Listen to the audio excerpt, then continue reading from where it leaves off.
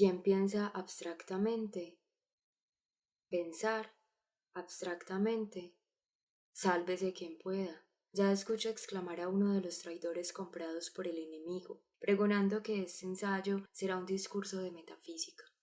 Pues metafísica es la palabra, al igual que abstracto, y casi también pensar, de la que todo el mundo huye, más o menos como de alguien atacado por la peste. Pero no es tan malo que haya que explicar aquí qué sea pensar y qué sea abstracto. Nada es tan insoportable como la explicación para el mundo bello.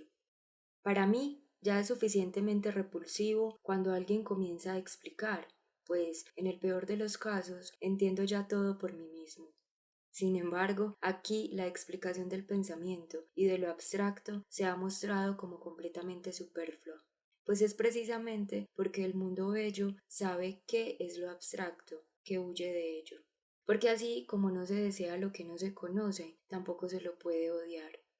Tampoco se trata aquí de querer reconciliar astutamente al mundo bello con el pensamiento o con lo abstracto, como si, bajo la apariencia de una conversación ligera, estos se introdujeran clandestinamente, de manera que, en forma desapercibida y sin haber despertado ninguna repulsión, se colocaran en la sociedad e incluso fueran adoptados imperceptiblemente por la sociedad misma, o, como dicen los suavos, se los embutieran, y luego el autor de este enredo descubriera ese huésped, por lo demás extraño, a saber, lo abstracto, al que toda la sociedad habría tratado y reconocido bajo otro título como a un viejo conocido.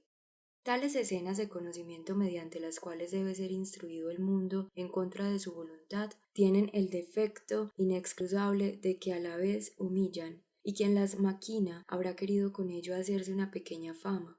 Pero de esta manera dicha humillación y esta vanidad suprimen el efecto, porque vienen a anular más bien la enseñanza que había sido pagada a tan alto precio. En cualquier caso, la preparación de un plan así estaría condenada al fracaso, porque exigiría para su realización que la palabra del enigma no hubiese sido pronunciada con anterioridad. Pero esto ha sucedido ya en el título de este escrito.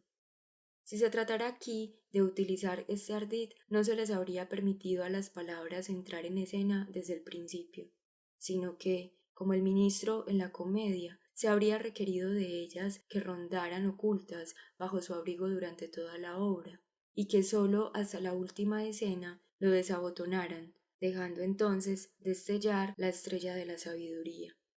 Ahora bien, considero que desabotonar el abrigo metafísico es en todo caso menos eficaz que desabotonar el del ministro, pues lo que el primero traería a la luz no sería más que un par de palabras, y la mejor parte de la diversión consistiría en mostrar que la sociedad ya estaba en posesión desde hacía tiempo de la cosa misma.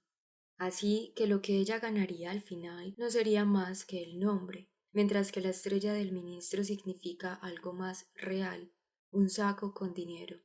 Que todos los presentes saben lo que es pensar y lo que es abstracto es algo que se presupone en una buena sociedad, y nos encontramos en una de ellas. La pregunta es simplemente, ¿quién es aquel que piensa abstractamente? El propósito no es, como ya se ha dicho, el de reconciliar a la sociedad con estas cosas, esperar de ella que ceda ante algo difícil, apelar a la conciencia de que ha descuidado irreflexivamente aquello que tiene rango y estatus para un ser dotado de razón.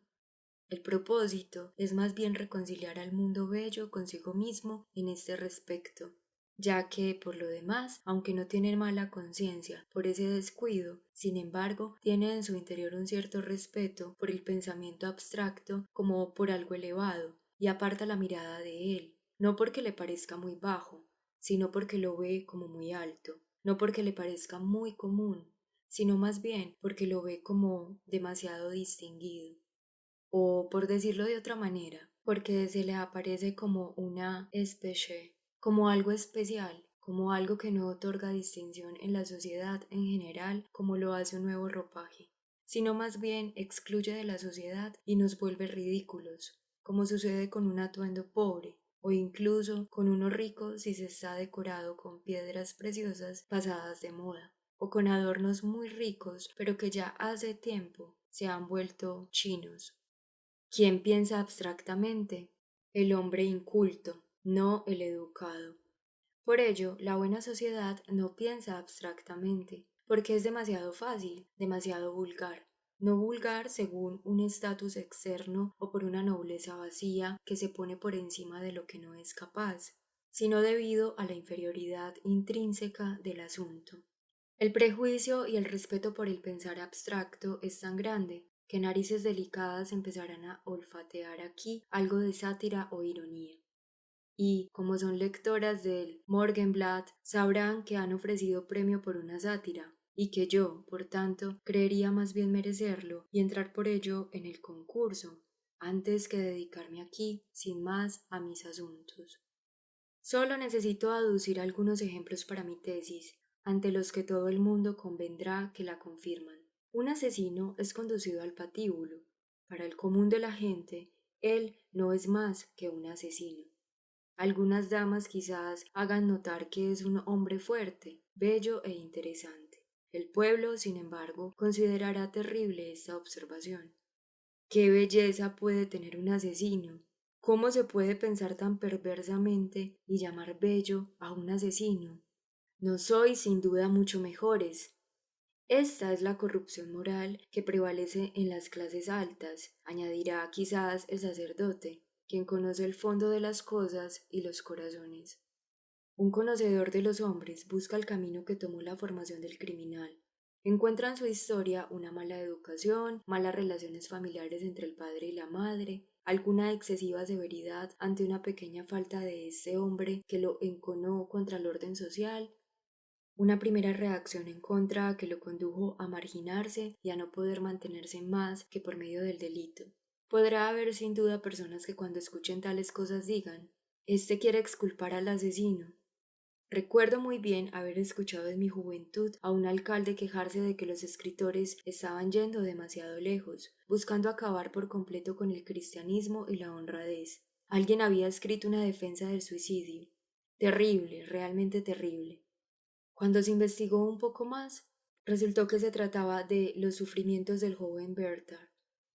Esto significa pensar abstractamente, no ver en el asesino más que esto abstracto, que es un asesino, y mediante esta simple propiedad anular en él todo remanente de la esencia humana, todo lo contrario al fino y refinado mundo de Leipzig.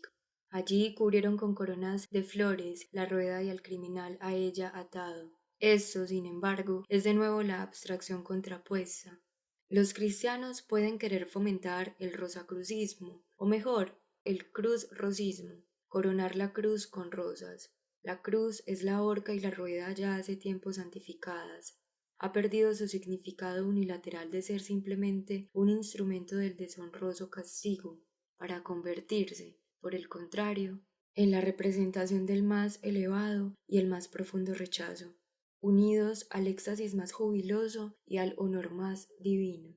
Por el contrario, la cruz de Leipzig, atada con violetas y claveles, es una reconciliación superficial y a la Kotzebue, un tipo de licenciosa tolerancia a lo sentimental y lo despreciable. De una manera muy distinta oí alguna vez a una mujer de edad común y corriente, una enfermera, matar la abstracción del asesino y elevarlo nuevamente a una vida con honor. La cabeza decapitada había sido colocada sobre el patíbulo bajo la luz del sol. «¿De qué manera tan bella?», decía ella, «el sol de la gracia de Dios resplandece sobre su cabeza».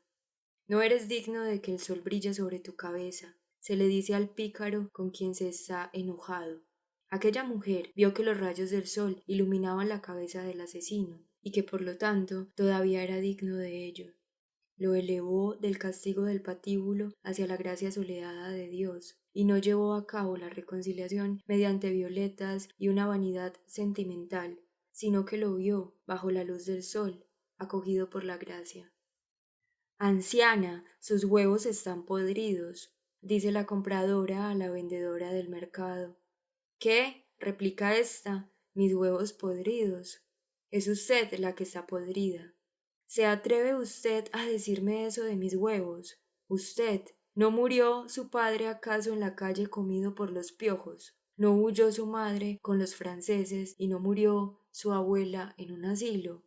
Que se compre una camisa completa en lugar de andar usando ese chal de lentejuelas. Bien sabemos de dónde sacó ese chal y el sombrero que usa. Si no fuera por los oficiales, algunas no estarían hoy en día tan ataviadas.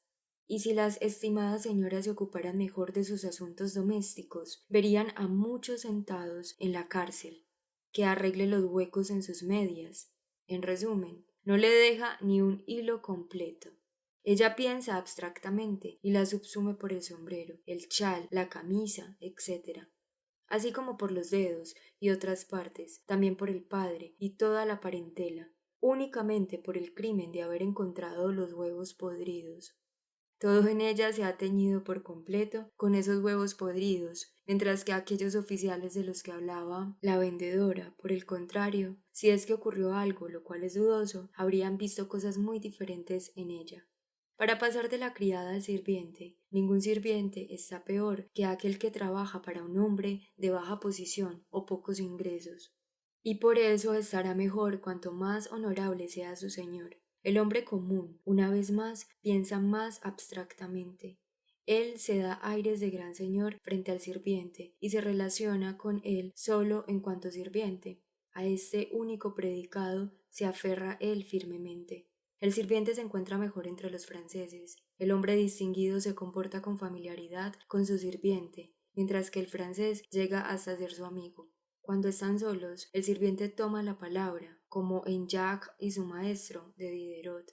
El señor no hace otra cosa que inhalar rapé y mirar su reloj, y deja al sirviente ocuparse de todo lo demás. El hombre distinguido sabe que el sirviente no es solamente un sirviente, sino que también está enterado de las últimas noticias de la ciudad, conoce a las jóvenes, guarda buenas sugerencias en la cabeza, él le pregunta sobre estos asuntos, y el sirviente puede decir lo que sabe sobre aquello que el jefe le pregunta. Entre los franceses, el sirviente no solo tiene permitido esto, sino que puede también proponer un tema de discusión, tener su opinión y sostenerla. Y cuando el señor quiere algo, no se trata de una orden, sino que debe argumentar a favor de su propia opinión y dar buenas razones para mostrar que es la correcta. En el ejército encontramos la misma diferencia. Para los prusianos, el soldado puede ser apelado. Él es por tanto un canalla, porque cualquiera que tenga el derecho pasivo de ser apelado es un canalla.